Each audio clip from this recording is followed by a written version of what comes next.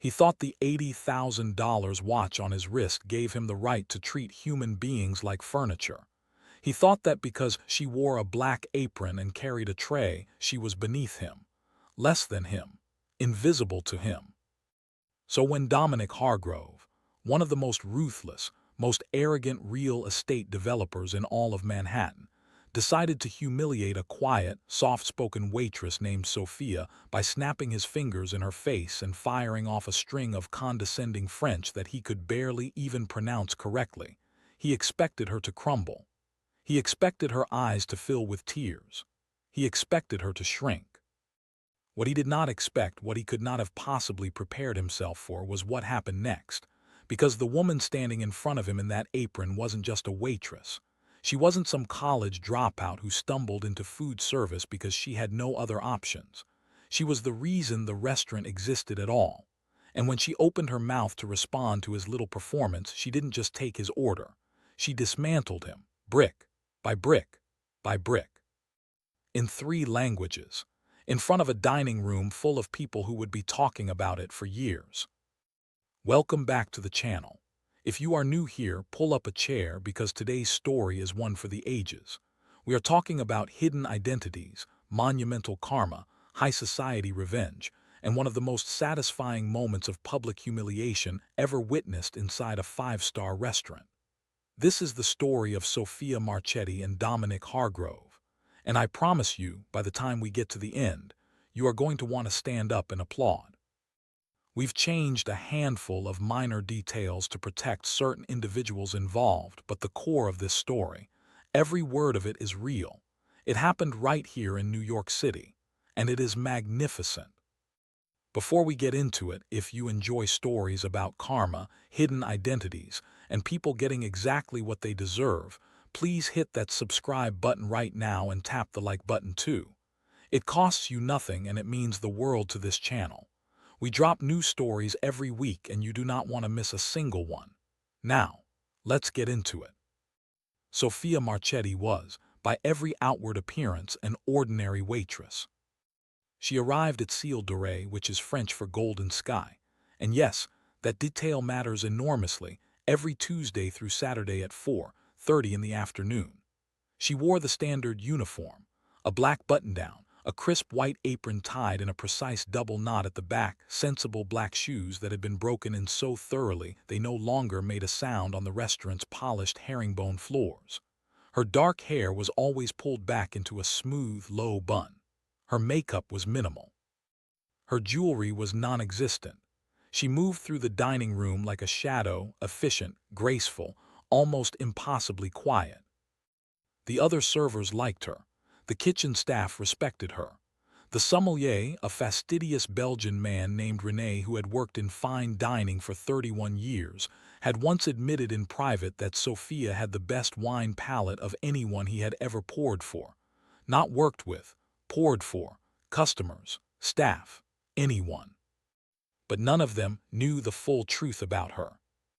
They knew bits and pieces, the way you know things about a colleague you genuinely like but have never fully figured out. They knew she spoke several languages. They knew she was educated. You could tell by the way she engaged with guests, the way she could pivot from discussing the finer points of a tasting menu to chatting fluently about Italian Renaissance architecture without so much as blinking.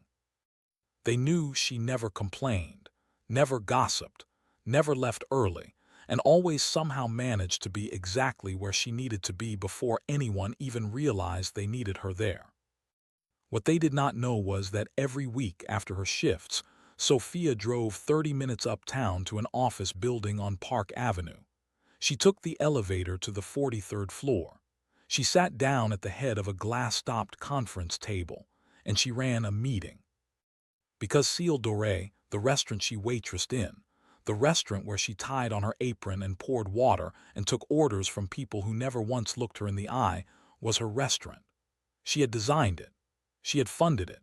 She had spent 3 years turning a gutted, abandoned jazz club in Midtown into one of the most critically acclaimed dining experiences in the country. She held a majority stake in the parent company that owned it. She had hired every single person who worked there, including the general manager who stood 12 feet away from her every shift, sweating through his collar and ordering her around. She had kept it secret intentionally. That too matters. We'll get to why in a moment. For now, what you need to understand is this. Sophia Marchetti was a 34-year-old woman who had clawed her way up from nothing, and we mean nothing. She had grown up in a cramped two-bedroom apartment in the Bronx, the daughter of a Sicilian immigrant father who worked double shifts at a hotel laundry and a mother who cleaned houses 6 days a week. Neither of them had gone to college. Neither of them had ever expected to. But they had saved, sacrificed, skipped vacations and new clothes and sometimes meals. They had put Sophia through NYU on a scholarship she supplemented by waitressing every weekend for 4 straight years. And it was in those 4 years, carrying trays and navigating, crowded dining rooms and watching how restaurants actually worked from the inside, that Sophia fell in love with the industry. She did not go into finance, though she could have. She did not go into consulting, though 3 firms had offered her positions. She went into food. She went into hospitality. She spent 5 years working her way through some of the best kitchens and dining rooms in Europe, Florence, Lyon, Barcelona, and 2 formative years in Paris that she still described as the most important of her life. She learned everything: how to source ingredients, how to build a wine program, how to design a space that made people feel simultaneously elegant and at ease, how to manage a staff, how to run a budget, how to negotiate a lease. She came back to New York at 27 with a notebook full of ideas, a very small amount of savings, and an absolute refusal to give up. She pitched to 11 investors before one of them said yes. She opened Ciel Doré when she was 30. Within 8 months, it had earned its first Michelin star. Within 18 months, it had earned its second. And throughout all of it, she kept working the floor. Not because she had to, because she believed in it. Because she thought that the owner of a restaurant should understand what it felt like to stand in a server's shoes, to carry the weight of a demanding table, to maintain composure when a customer treated you like you were less than human. She said it in every interview she ever gave, though she gave them under her company name, Marchetti Group, never under the name of the restaurant. She said it over and over. You cannot lead people you do not understand. You cannot build something great if you have never done the work yourself. She also, if we are being completely honest, found a kind of peace in the anonymity of the apron, in being invisible, in watching people, really watching them, up close, in an unguarded moment, and seeing who they truly were when they thought no one important was looking. It was a philosophy that was about to be tested in the most spectacular way imaginable. It was a Thursday in November, the kind of cold, gray New York evening that makes the warm amber glow of a restaurant window look like a portal to another world. Ciel Doré was fully booked, every table humming with the low, expensive murmur of people who had money and wanted to be seen spending it. The scent of saffron and truffle butter and aged cognac hung in the air like expensive perfume. Sophia was halfway through her shift, moving between tables with her trademark quiet efficiency, when Marcus, the general manager, a high-strung, perpetually damp-foreheaded man who had no idea he answered to the woman currently refilling the bread basket at table 7, appeared at her elbow. Sophia, he kept his voice low, but his entire body radiated distress. Table 9 just sat down. She glanced over without turning her head. Table 9 was the largest booth in the room, positioned in the back right corner with a direct sightline to the open kitchen. It was the table they reserved for people who wanted to see and be seen without appearing to try. Hargrove, Marcus whispered, as if the name itself was a threat. Dominic Hargrove, he just walked in. Sophia set the bread basket down gently. I know who he is, Marcus. He sent his last server home crying the first time he came in. He complained that the ice in his water was too loud. Marcus was wringing his hands. He's with a woman. He's in full performance mode. You can see it from across the room. Please, please just take whatever he says. The tips are significant and the owners are. Sophia looked at him. just looked at him. A calm, level look that Marcus had never quite been able to decode. "I'll handle it," she said simply. She picked up the leather menu folios from the host's stand and walked toward table 9. Dominic Hargrove was physically impressive in the way that certain dangerous animals are physically impressive. You noticed him the moment he walked into a room, not because he was handsome, though he was, in a sharp-edged, constructed sort of way, but because he occupied space aggressively. He was broad-shouldered, dark-haired, somewhere in his mid-40s, wearing a tuxedo jacket over an open-collared shirt in a way that was clearly calculated to look effortless. His cufflinks caught the candlelight. His watch was the kind that people in certain circles recognized from 30 feet away and immediately recalibrated their assessment of whoever was wearing it. Across from him sat a young woman who looked like she was having what could generously be called a complicated evening. She was pretty in an anxious way, wearing a white satin dress and an expression that suggested she had been smiling for so long her face had forgotten how to stop. Her name, as Sophia would learn, was Priya. She was 26. She had been dating Dominic Hargrove for about 4 months, which, based on the look in her eyes, had been approximately 3 months and 3 weeks too long. Dominic did not look up when Sophia arrived at the table. He was examining his own reflection in the back of his dessert spoon, an actual man examining his own reflection in a spoon. "Good evening," Sophia said, placing the menus on the table with practiced grace. "Welcome to Ciel Doré. My name is Sophia and I'll be looking after you this evening. Shall I give you a moment to settle in, or—" "Water," Dominic said to the spoon. "Still, room temperature, and bring the wine list, the actual wine list, not the one you show the tourists." "Of course." Sophia set Priya's menu down with a small, warm smile directed just at her. Priya mouthed something. It might have been sorry, it might have been help. It was hard to tell. Sophia returned with a hand-blown glass carafe of still water, the restaurant's house water, filtered and served at exactly 68 degrees, which happened to be room temperature, because Ciel Doré thought of these things, and the reserve wine list, which was bound in aged leather and ran to 47 pages. Dominic snatched it without looking up. He flipped through it with the theatrical authority of a man performing expertise rather than exercising it. "So," he said finally, closing the book and looking at Sophia for the first time. He did what certain men do when they encounter service staff, a slow, evaluative look that starts at the shoes and ends somewhere around the collarbone, cataloging and dismissing in about 4 seconds flat. "You're taking care of us tonight." "I am," Sophia said. "You look like you've been on your feet for 10 hours. 8, she said pleasantly, "but I appreciate your attention to detail, sir." Something flickered in his eyes. He wasn't sure if she was being sincere or cutting. He decided not to pursue it. "I want to order something specific," he said, his voice rising just slightly, just enough that the couple at the adjacent table glanced over. "Something that requires some actual knowledge. I'm curious whether the staff here is actually trained or whether you just look good in a uniform." He said that last part with a smile that was presumably supposed to be charming. It was not. Priya looked at the tablecloth. "I'm happy to help in any way I can," Sophia said. Her voice was a wall, smooth, even, impenetrable. Dominic set down the wine list and settled back into the booth with the energy of a man about to give a performance.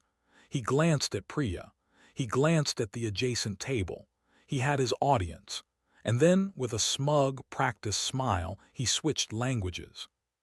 He spoke in French, but calling what Dominic Hargrove produced in that moment French is being genuinely generous to the French language. It was a mangled, Americanized, half-remembered approximation of French. The kind of French that someone produces after watching 3 French films and spending a long weekend in Paris at a hotel where everyone spoke English anyway. The vowels were wrong. The rhythm was wrong. The liaison, the way native French speakers link sounds between words, was entirely absent. It was loud, brash, and about as authentically French as a baguette purchased at an airport gift shop. He said roughly, he wanted the latter 1996, but not the standard pour. He wanted the bottle opened and aerated for precisely 45 minutes, and he wanted to know if the kitchen's duck preparation used the genuine Perigord truffle or the inferior Chinese variety, because he had a refined palate and he could tell the difference. And if the kitchen was using inferior product, he would simply not order it, and he expected the staff to be able to answer that question without going to check. He sat back, arms crossed, that smirk wide across his face. He looked at Priya, he looked at the next table. He had performed. Sophia stood completely still. 1 second, 2 seconds, 3. Dominic laughed. He actually laughed. You have no idea what I just said, do you? He shook his head with theatrical disappointment. Priya, this is what I was telling you about. You can put a restaurant in Midtown, you can charge $200 a plate, but if you don't train your staff. He waved his hand at Sophia as if she were a prop in a demonstration rather than a person. Go get whoever speaks the language, sweetheart. Don't be embarrassed. It's not your fault. The dining room had gone quiet. Not completely, not obviously, but in the way that a room does when something is happening that everyone is aware of but pretending not to be. Marcus was hovering near the kitchen pass, pale as chalk, mouthing something that might have been pleas at Sophia's back. Sophia looked at Dominic Hargrove. She had, over the past 6 years of working the floor of her own restaurant, dealt with hundreds of difficult guests. She had been spoken to rudely in 5 languages. She had had drinks sent back for reasons that defied physics. She had been told, more times than she could count, that she was just a waitress, and therefore her opinion did not matter and her discomfort did not register. She had absorbed all of it, every time, steadily, professionally, with a patience that the people who witnessed it often described as almost inhuman. But there was something about Dominic Hargrove in this particular moment, the theatrical cruelty of it, the way he was using her as a prop in a performance for his date, the way he had looked right through her like she wasn't even a person, that reached through the professional armor and touched something older. Something that remembered being 19 years old and carrying a tray in a diner in the Bronx, and having a man in a suit look through her in exactly the same way. Something that had decided, a long time ago, that no amount of money or power entitled one human being to treat another as though they didn't exist. She took a breath. And then Sophia Marchetti, in the crisp and flawless accent of the 7th arrondissement, opened her mouth. Monsieur, she began, and that single word, the precision of it, the effortlessness of it, the way it landed with the weight of someone who had spoken this language since childhood, stopped Dominic cold. She continued in French, but where his French had been a tourist's clumsy imitation, hers was the real thing, native speed, perfectly musical. The French of someone who had spent years in Paris not as a visitor but as a resident who had argued in it, laughed in it, fallen asleep reading in it. It was beautiful. It was also, for anyone who understood it, absolutely devastating. She told him, in the most elegant possible phrasing, that the latter 1996 was an excellent choice, but that 45 minutes of aeration was in fact excessive for that particular vintage. That the wine had already reached a point in its development where extended exposure to air would diminish rather than enhance it, and that 22 to 25 minutes would be more appropriate if he wanted to experience the wine at the height of its expression. She told him that the truffles used in the kitchen's duck preparation were indeed from the Perigord, specifically from a small producer in Sarlat with whom the restaurant had maintained a direct relationship for 4 years, and that the head chef, who had trained at 3 Michelin-star establishments in both France and Italy, had chosen them after a comparative tasting against 11 other suppliers, and had documented the results if anyone wished to review them. She told him, with the perfectly calibrated delicacy of a surgical instrument, that his pronunciation of the wine he had ordered had placed the accent on the wrong syllable in a way that, to any native speaker, suggested he was perhaps confusing it with a different appellation. An easy mistake, she assured him warmly, for someone who had learned French primarily from written sources rather than immersive conversation. Then she turned to Priya and, still in French, said something that made Priya's eyes go wide and then, slowly, helplessly, fill with a brilliant, suppressed delight. Sophia switched back to English. "I've recommended the 22-minute aeration to our sommelier René," she said, her voice perfectly neutral. "He agrees. As for the duck, it is extraordinary this evening. The chef has paired it with a sauce based on the Périgord truffle and a reduction of the same latour you've selected, which I think will create a rather remarkable continuity across the meal." She paused. "Shall I give you a moment to decide?" The table was absolutely, entirely silent. Priya was looking at her water glass with the focused attention of someone who was using every available. What happened next was ugly. The way that things get ugly when a man who has built his entire personality around the belief that he is the most impressive person in any room suddenly finds himself stripped of that illusion in front of an audience. Dominic Hargrove did not take it gracefully. He did not laugh it off. He did not acknowledge, even for a second, that he had walked into this himself, that he had initiated the French, that he had made the public performance, that he had stood up and swung and missed in front of everyone. He pushed back from the table. His chair scraped against the herringbone floor with a sound like a small catastrophe. "Get me Marcus," he said, "right now."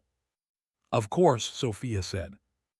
"I want you off my table," Dominic said, his voice dropping into something cold and tight.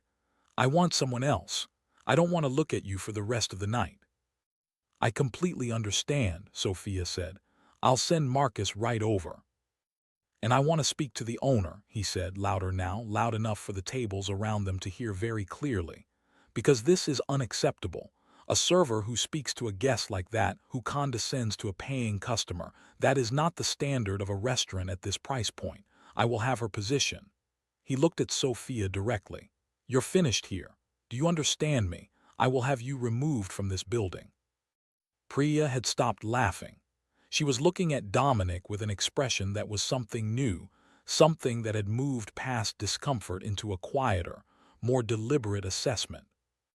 Marcus arrived in a full-body sweat, handkerchief already out. "Mr. Hargrove, I am so deeply sorry. I can assure you that this is not reflective of our standards." "Fire her," Dominic said. "In front of me right now. I want to see it happen." "Absolutely, sir. Sophia, please." Marcus turned to her with an expression of genuine anguish. "Please just go to the back." "Not the back," Dominic said. "Out. I want her out of the building." Sophia looked at Marcus. She saw a good man in an impossible position. She saw someone who genuinely cared about the restaurant, about the staff, about doing the right thing, and who was currently completely at the mercy of a situation he didn't have the information to navigate. She made a decision. She untied her apron strings, slowly, deliberately. She folded the apron in her hands, not theatrically, not dramatically, just, neatly, the way you fold something that deserves to be treated with care. She set it on the edge of the host's stand. "Marcus," she said, "it's all right." "Sophia, It's all right," she said again, more quietly. She turned to the dining room, to the watching faces, the tilted heads, the people who had given up all pretense of their own conversations and were simply watching. Her eyes swept the room calmly. She turned back to table 9 one final time. "Mr. Hargrove," she said, her voice was not angry, it was not shaking, it was clear and warm and absolutely steady. "I hope your evening improves. The duck really is exceptional tonight." She looked at Priya. "Madame, it was a pleasure." Priya looked up at her. There were tears in her eyes, though from what exact emotion it was difficult to say. Sophia turned and walked toward the back of the restaurant, down the short corridor past the kitchen, through a door marked private, and into her own office. She sat down at her own desk. She opened her own laptop. She took a long, slow breath. Then she picked up her phone and sent a single text message to a contact saved under a name. "We'll call V." It said, "He's here, it's time." What Dominic Hargrove did not know, what Marcus did not know, what literally no one in that dining room knew, except for Renee the sommelier who had put two and two together about 8 months in, and had wisely decided to keep his mouth shut, was that the private door Sophia had just walked through did not lead to a break room. It led to a 400-square-foot office equipped with two monitors, a whiteboard covered in projections and operational notes, a standing desk, a mini fridge stocked with the same water served to guests at exactly 68 degrees, and a framed copy of the letter that had accompanied Cécile Doré's first Michelin star, mounted on the wall directly above the desk. Below it on the desk itself was a small bronze plaque, the kind that sits on an executive's desk in a boardroom. It read, Sophia Marchetti, CEO, the Marchetti Group. This was the room where Sophia Marchetti ran her company.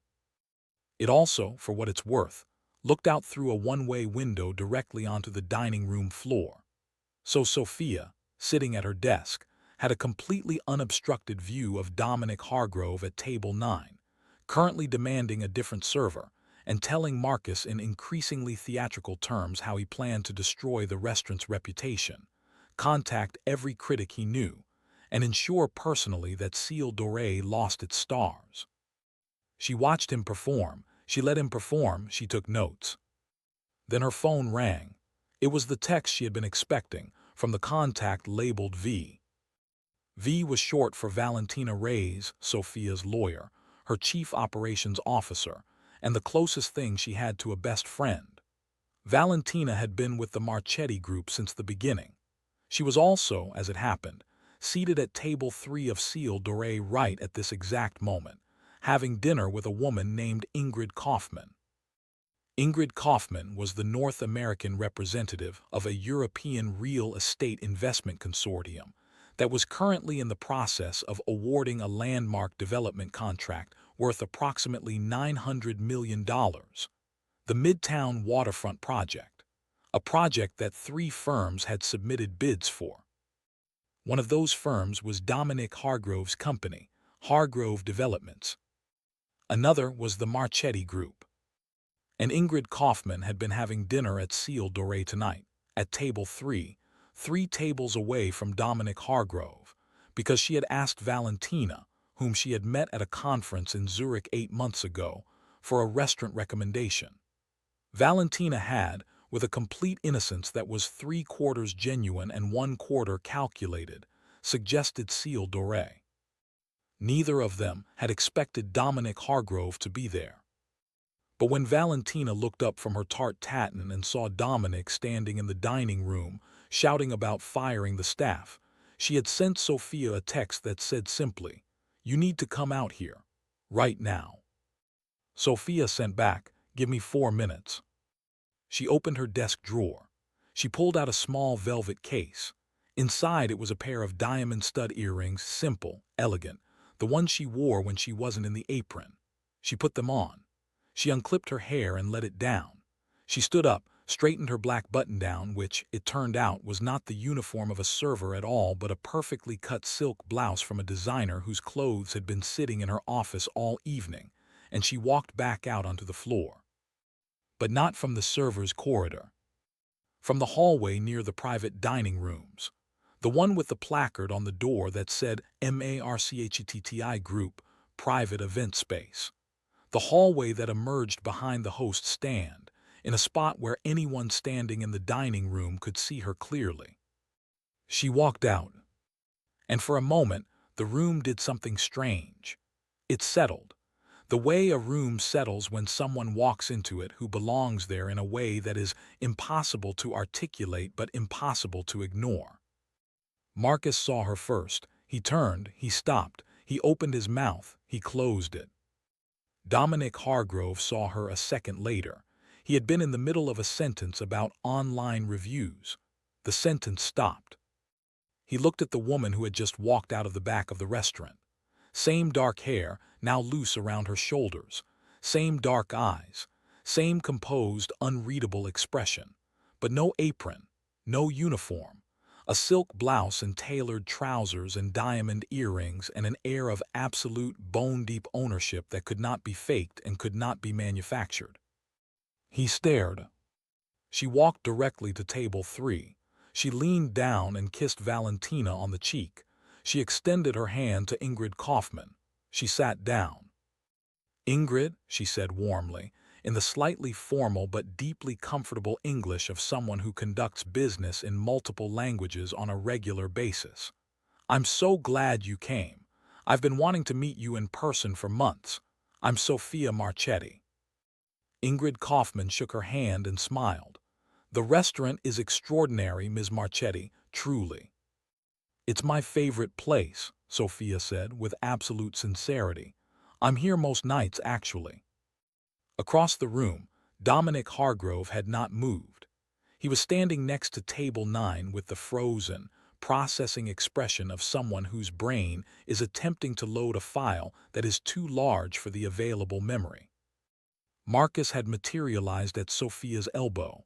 "Ms. Marchetti," he said very quietly, "Mr. Hargrove was." "I know what Mr. Hargrove was doing, Marcus," Sophia said, equally quietly. "Please bring table 3 another glass of the Chablis. And would you tell Renee we'd like to do the full tasting menu? We have some business to discuss." "Of course," Marcus said. And then he turned to table 9 and said, in a voice that had somehow developed an entirely new level of quiet authority, "Mr. Hargrove, the owner of Ciel Doré is available to speak with you now, if you'd still like to raise your concerns." Dominic Hargrove crossed the dining room. He was still performing, not as confidently as before, but he had committed to the bit, and men like Dominic Hargrove do not retreat gracefully. They double down. They bluster. They assume that the sheer force of their presence will bend the situation back to their advantage.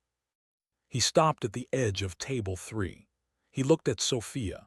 Something was moving behind his eyes, something that looked a lot like recognition trying to fight its way through denial. "You're the owner," he said flatly. "I am," Sophia said. She did not stand. She did not extend her hand. She gestured graciously to the empty chair across from her. "Would you like to sit?"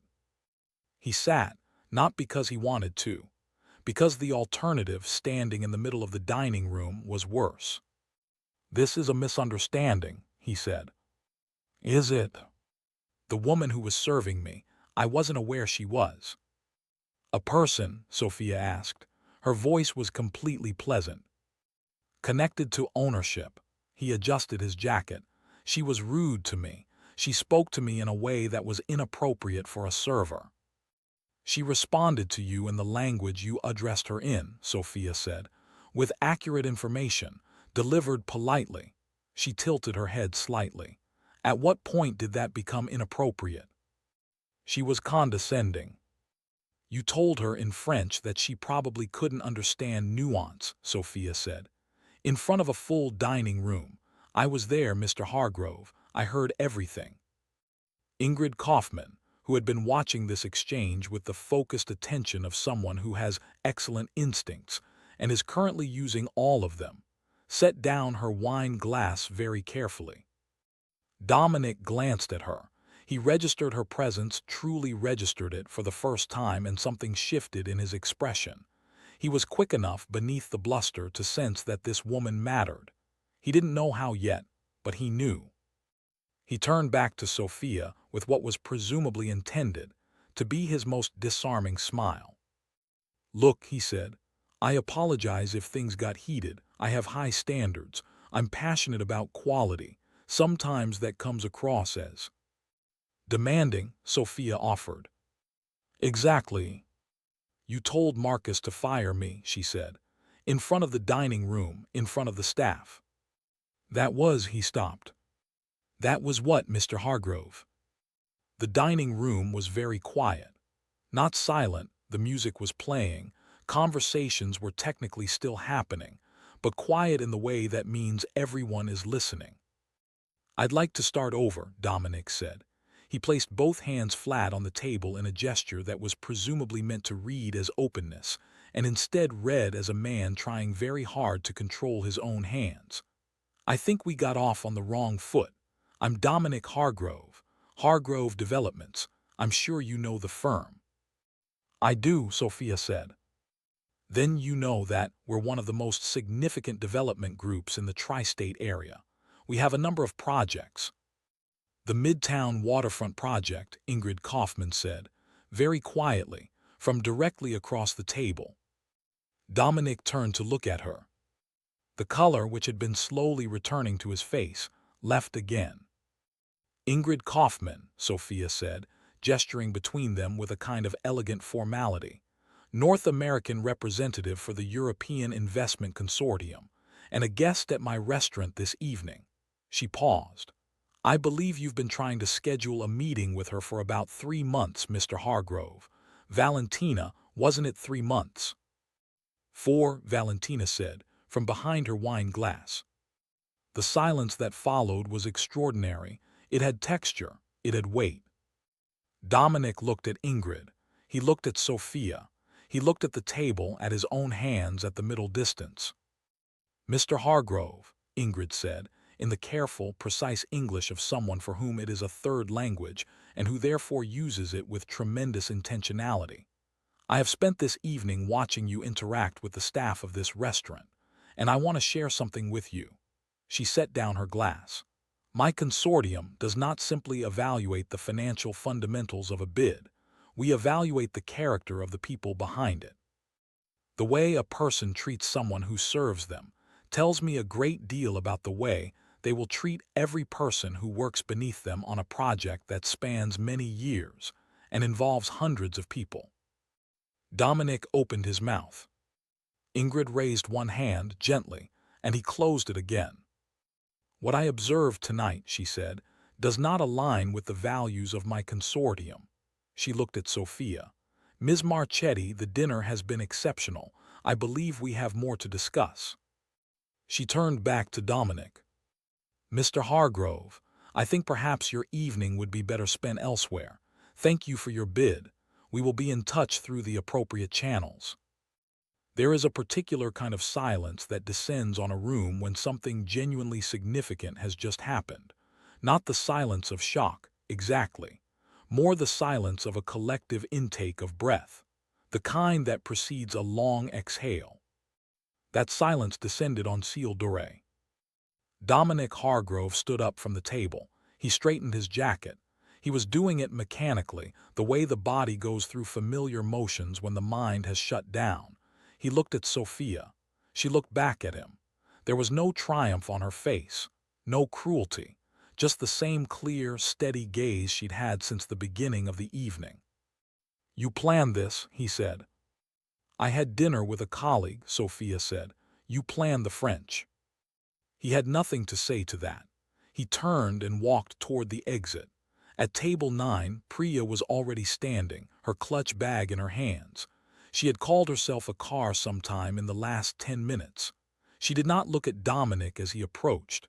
She looked at her phone, waited for her confirmation, and walked out ahead of him without a word. The door of Ciel Doré closed behind them. And then from a table near the window a man started clapping, slowly at first, then the table beside him, then the bar, then the room. Sophia sat very still and let the applause wash over her. She looked down at the table. She was, it turned out, fighting something that might have been tears and was definitely more complicated than it looked. Renee appeared at her elbow with a glass of the Latour 1996, opened and poured to exactly the right specification. 22 minutes, he said, setting it in front of her, as recommended. She looked up at him, she smiled, a real smile, the kind that reached her eyes. Thank you, Renee, she said. Doreen, Madame Marchetti, he said. Doreen. The story does not end in the restaurant.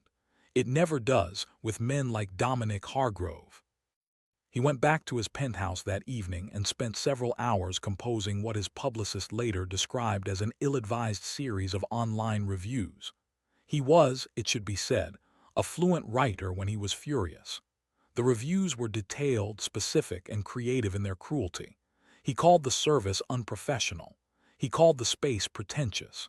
He suggested with magnificent irony that the wine knowledge of the staff was substandard. By the next morning, those reviews had been noticed, not by the people he'd hoped would notice them, but by several journalists who covered the restaurant industry and a few who covered the broader New York social and business scene. Someone, no one has ever established exactly who, shared a voice recording that a guest at a nearby table had made on their phone during the evening's events. It was not the full exchange, but it was enough. The recording went viral within 48 hours. Not massively, not in the way of some internet moments, but within the specific and influential circles of New York's business, hospitality, and social worlds. Among the people whose opinion matters to a man like Dominic Hargrove, everyone had heard it within 3 days. On day 4, the European Investment Consortium announced the awarding of the Midtown Waterfront project contract. It did not go to Hargrove Developments. The announcement, in the consortium's press release, made note of their commitment to partners who demonstrate, quote, integrity and respect across all levels of their operations. On day 6, 2 of Dominic Hargrove's major financing partners quietly began reviewing the terms of their relationship with his firm. On day 9, his CFO resigned. Within the month, an audit, requested by one of those financing partners, revealed what several people had apparently suspected for some time, that Hargrove Developments was carrying significantly more debt than its public filings suggested, and that the Midtown Waterfront contract had been the financial lifeline the whole operation was hanging from. Without it, the numbers didn't work. Within 6 weeks, Dominic Hargrove had moved out of his Tribeca penthouse. The last credible report on his whereabouts placed him in Connecticut, renting a house in a town where no one knew his name, and starting the process of rebuilding from a significantly lower floor than the one he was accustomed to. As for Priya, she is doing fine. Better than fine, actually. She spent about 3 days processing the evening, then she sent Sophia a handwritten note at the restaurant. It said, among other things, that watching Sophia walk back out of that private corridor had been one of the most genuinely thrilling things she had ever witnessed in person. She included a modest gift, which Sophia donated to the fund she runs that provides culinary training scholarships for young people from under-resourced backgrounds in the Bronx. Priya and Sophia have since had lunch twice. They are, by all accounts, becoming friends.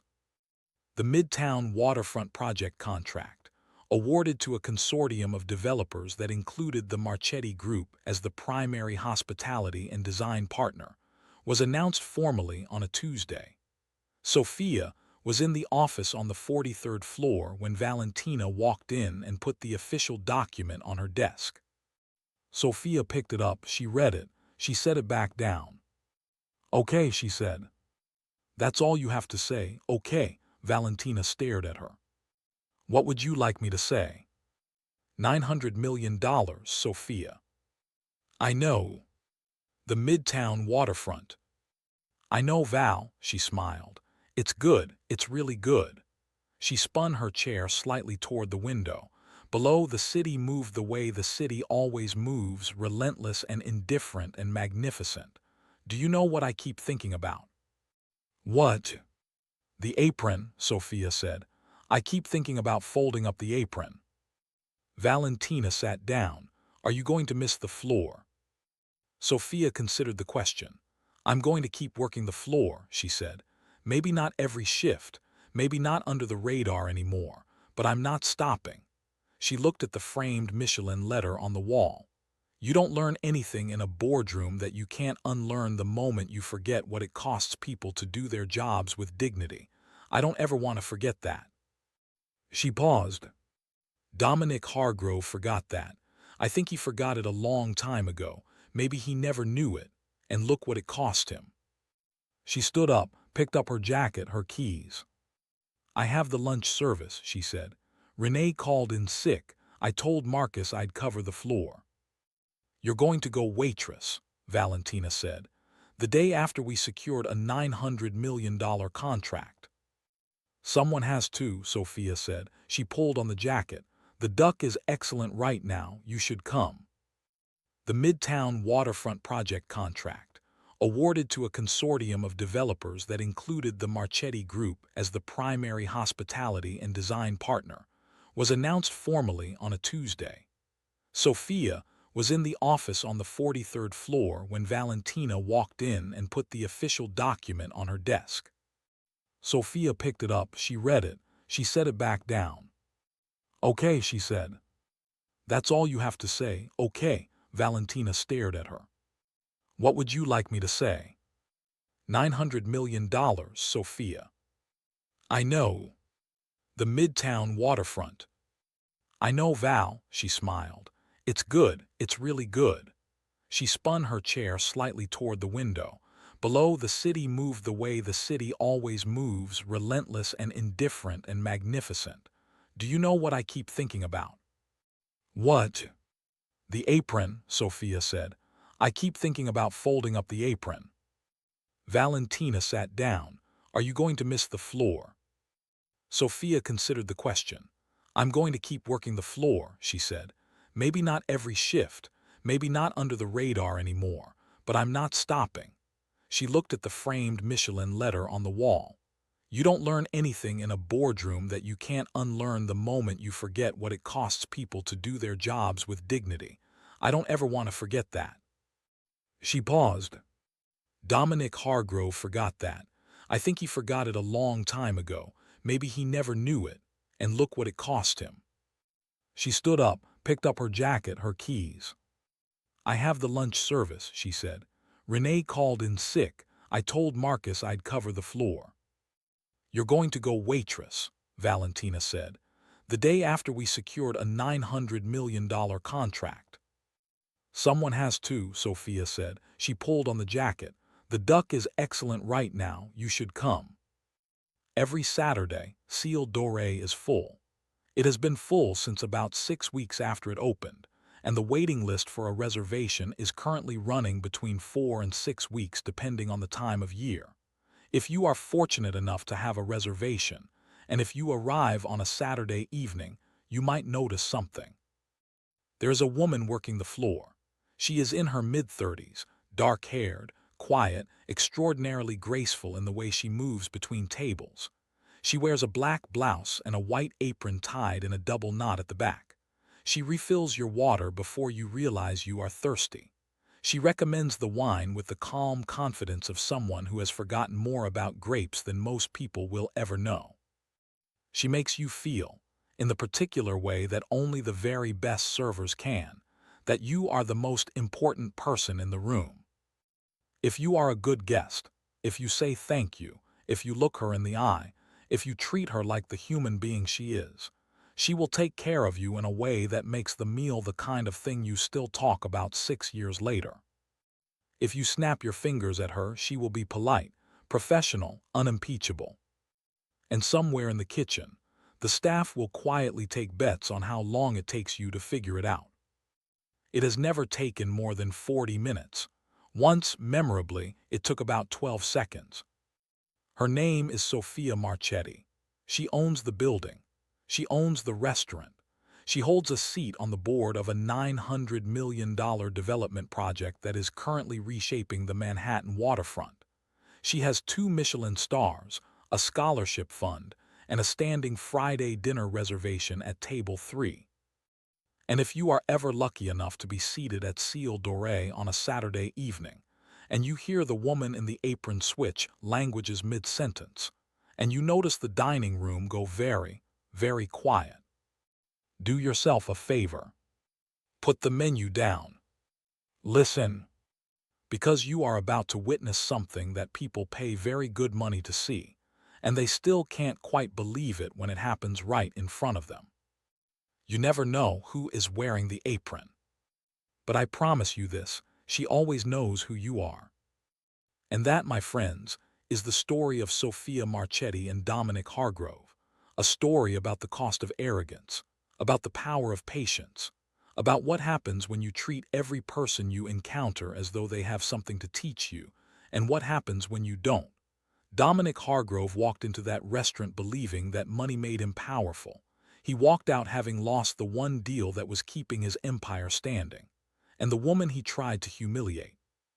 She signed the contract he had been chasing for a year, while still technically on shift. The lesson is not complicated. It is not new. But apparently, some people still need to learn it the hard way. Treat people with dignity. All people. Every time. Not because you might get caught. Not because they might turn out to be more important than you assumed. But because it is the right way to be a human being in the world. If this story got you, if it made you feel something, please hit that like button. It helps this channel more than you know, and it tells us to keep bringing you stories exactly like this one. Subscribe if you haven't already and ring that notification bell so you don't miss the next one. We post every single week and we are just getting started. Drop a comment below and tell us, what would you have done in Sophia's position? Would you have revealed yourself sooner? Would you have handled it differently? Let us know. We read